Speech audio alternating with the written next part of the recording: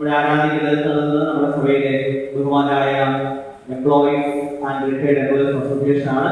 അതിന്റെ പ്രസിഡന്റും അതിന്റെ സെക്രട്ടറിയും അതിന്റെ ചുമതലക്കാരും ഭാരവാഹികളൊക്കെയാണ് ഇന്നത്തെ ആരാധിക്കുന്നത്.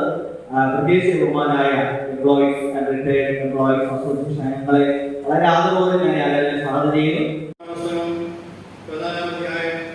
5-ാം വാക്യം മുതൽ 31-ാം വാക്യം വരെ പുറപ്പാട് പുസ്തകം